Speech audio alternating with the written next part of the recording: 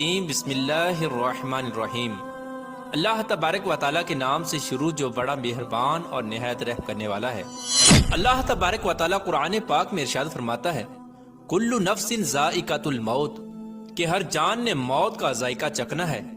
یعنی کائنات کے ہر جاندار کے لیے اللہ تبارک و تعالیٰ نے موت کا وقت اور جگہ مقرر کر رکھی ہے۔ اللہ تبارک و تعالیٰ کے اس حکم سے کسی بھی جاندار کو چھٹکارا حاصل نہ ہوگا، اور نہ ہی اللہ تبارک و تعالیٰ کے اس حکم سے کوئی بھاگ سکے گا۔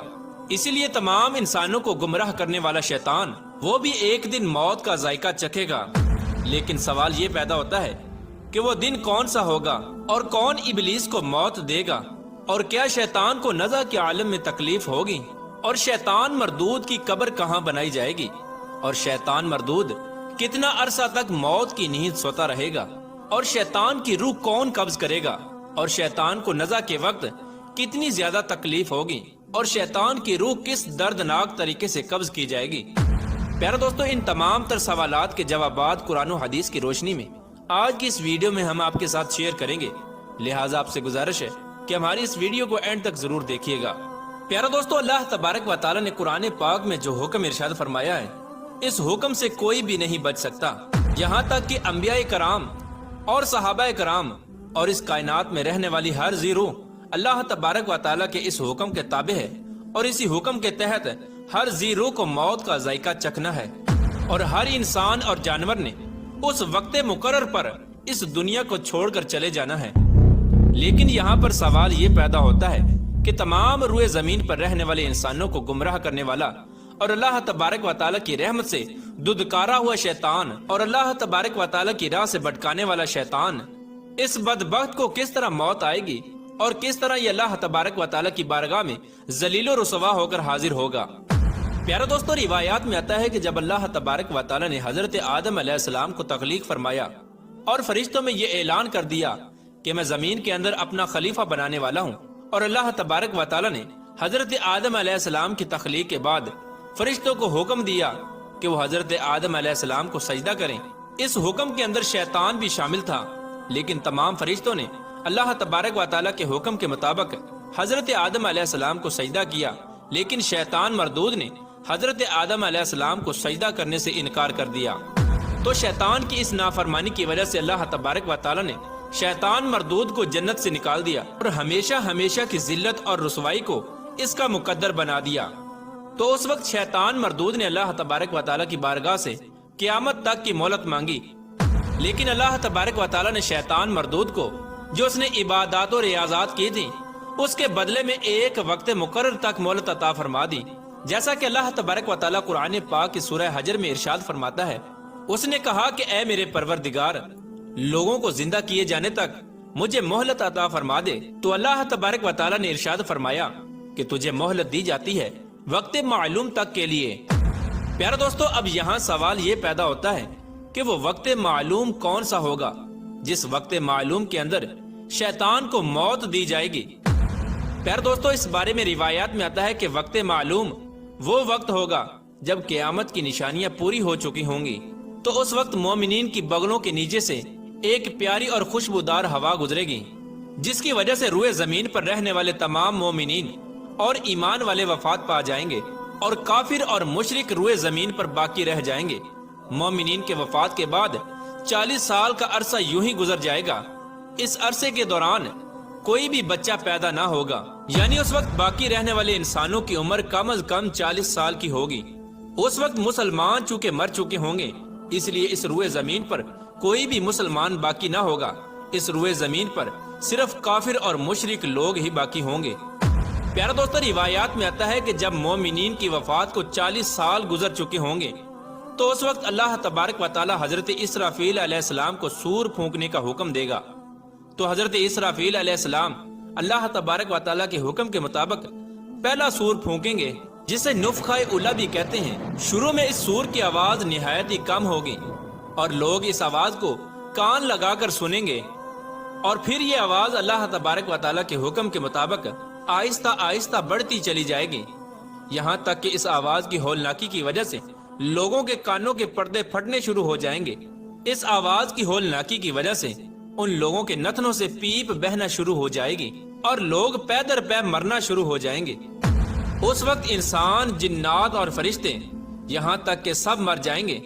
پیارو دوستو، یہ وہ وقت ہوگا جب پوری دنیا کو گمراہ کرنے والا اور لوگوں کو اللہ تبارک و تعالیٰ کی راہ سے دور کرنے والا شیطان مردود خود بھی موت کا ذائقہ چکھے گا، اور اس وقت اس شیطان مردود کو موت آئے گی۔ اس طرح جب اس کائنات کے تمام لوگ مر جائیں گے تو اس کے 40 سال بعد حضرت اسرافیل علیہ السلام دوبارہ سور پھونکیں گے۔ اس سور کے بعد اللہ تبارک و تعالیٰ کے حکم سے تمام مردے زندہ ہو جائیں گے اور قیامت قائم ہو جائے گی اور میزان لگایا جائے گا۔ یعنی جب پہلا سور پھونکا جائے گا تو اس وقت ابلیس کو موت آ جائے گی، اور جب دوسرا سور پھونکا جائے گا تو پہلے اور دوسرے سور کے مابین 40 سال کا عرصہ ہے۔ اس 40 سال کے عرصے کے دوران شیطان موت کی نیند سوتا رہے گا، اور 40 سال کے بعد قیامت کے دن اس کو دوبارہ اٹھایا جائے گا۔ پیارے دوستو، اب بات کرتے ہیں کہ موت کے وقت شیطان کی روح کون قبض کرے گا، اور یہ 40 سال مردہ حالت میں کس جگہ پر گزارے گا، اور اس کی قبر کہاں پر بنائی جائے گی۔ اس کے بارے میں روایات میں آتا ہے کہ حضرت کعب بن احبار رضی اللہ تعالیٰ عنہ بیان کرتے ہیں کہ جب ابو البشر حضرت آدم علیہ السلام کی وفات کا وقت قریب آیا تو اس وقت حضرت آدم علیہ السلام نہایت ہی غمگین ہو گئے اور اللہ تبارک و تعالیٰ کی بارگاہ میں عرض کرنے لگے، یا رب العالمین، میری موت کی وجہ سے میرے ازلی دشمن یعنی شیطان مردود کو بہت خوشی ہوگی، اور وہ میری موت کی وجہ سے بہت خوش ہوگا، کیونکہ آج میں مرنے والا ہوں اور شیطان مردود قیامت تک زندہ رہے گا۔ چنانچہ اسی وقت ملک الموت علیہ السلام حضرت آدم علیہ السلام کی بارگاہ میں حاضر ہوئے اور حضرت آدم علیہ السلام کی بارگاہ میں عرض کرنے لگے، اے حضرت آدم علیہ السلام، آپ غمگین نہ ہوں، آپ کی وفات کے بعد آپ جنت میں تشریف لے جائیں گے، جبکہ ابلیس قیامت تک دنیا کے اندر ذلیل ہوتا رہے گا، اور پھر قیامت سے 40 سال پہلے اس کو ایسی دردناک موت آئے گی کہ وہ پوری دنیا کے انسانوں جتنی موت کی تکلیف کو برداشت کرے گا، اور پھر آخر کار جہنم ہی اس کا ٹھکانہ ہوگا۔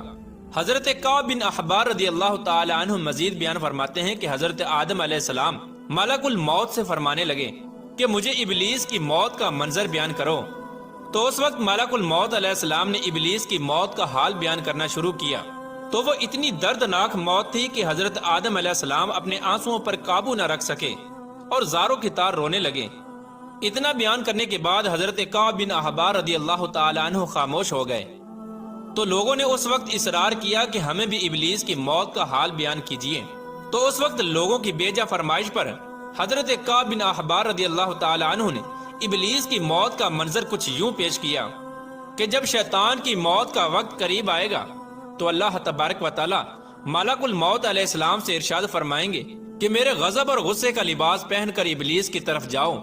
اور ابلیس سے تمام انسانوں اور جنات سے زیادہ سختی کرنا۔ چنانچہ اللہ تبارک و تعالیٰ کے یہ حکم پا کر ملک الموت علیہ السلام غصے سے بھرپور ہو کر فرشتوں کے ہمراہ شیطان کی روح قبض کرنے کے لیے جائیں گے۔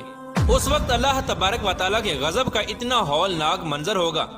کہ جو بھی زمین اور آسمان والوں میں سے ان فرشتوں کو دیکھ لے گا وہ وہیں پر مر جائے گا۔ پیارے دوستو، جب ملک الموت علیہ السلام اللہ تبارک و تعالیٰ کے غیظ و غضب سے بھرپور ہو کر شیطان کے پاس پہنچیں گے تو شیطان دھاڑے مار مار کر روئے گا۔ پھر شیطان کو موت کی تکلیف دی جائے گی جو کہ تمام انسانوں اور جنات کی موت کی تکلیف کے برابر ہوگی۔ پیارے دوستو، ابلیس اس وقت اس موت کی تکلیف سے گھبرا کر کبھی مشرق کی جانب بھاگے گا تو کبھی مغرب کی جانب بھاگے گا، لیکن اس کو چھپنے کی کہیں جگہ نہ ملے گی۔ ہر طرف وہ اپنے سامنے ملک الموت علیہ السلام کو پائے گا۔ یہ شیطان مردود اس وقت موت سے بچنے کے لیے سمندر کے اندر چھپنے کی کوشش کرے گا، لیکن سمندر بھی اس کو اپنے اندر چھپنے نہ دے گا، اور پھر یہ شیطان مردود آسمان کی طرف بھاگے گا تو وہاں پر بھی اللہ تبارک و تعالیٰ کے مقررہ فرشتے شیطان مردود کو آگ کے کوڑے ماریں گے۔ پھر یہ بدبخت حضرت آدم علیہ السلام کی قبر کے پاس آئے گا اور حضرت آدم علیہ السلام کی قبر کے پاس کھڑا ہو کر کہے گا کہ اے آدم علیہ السلام، تمہاری وجہ سے میں مردود اور ملعون بنا، کاش کہ تم پیدا ہی نہ ہوتے۔ پیارے دوستو، اس کے بعد یہ شیطان مردود ملک الموت علیہ السلام سے کہے گا کہ کتنی سختی اور تکلیف کے ساتھ میری روح قبض کرو گے۔ تو اس وقت حضرت ملک الموت علیہ السلام ارشاد فرمائیں گے کہ جتنے لوگ جہنم میں ہیں ان سب کی موت سے کہیں زیادہ تکلیف کے ساتھ تمہاری روح قبض کی جائے گی۔ حضرت ملک الموت علیہ السلام کی یہ بات سن کر شیطان مردود تڑپنے لگے گا اور چیختا چلاتا ادھر ادھر بھاگنا شروع کر دے گا، اور بھاگتا ہوا اسی مقام پر پہنچ جائے گا جہاں پر اس نے جنت سے نکلنے کے بعد پہلا قدم رکھا تھا۔ اس وقت وہ جگہ اللہ تبارک و تعالیٰ کے حکم سے آگ کے انگارے کی طرح سرخ ہو چکی ہوگی اور زمین چنگاریوں کی طرح ہوگی۔ اس وقت شیطان مردود کو زبانیہ فرشتے گھیر لیں گے اور زنبوروں اور آروں سے اس کو چیریں گے جب تک اللہ تبارک و تعالیٰ چاہے گا۔ اس وقت شیطان مردود نزع کی تکالیف میں رہے گا اور موت کا شکار ہوتا رہے گا۔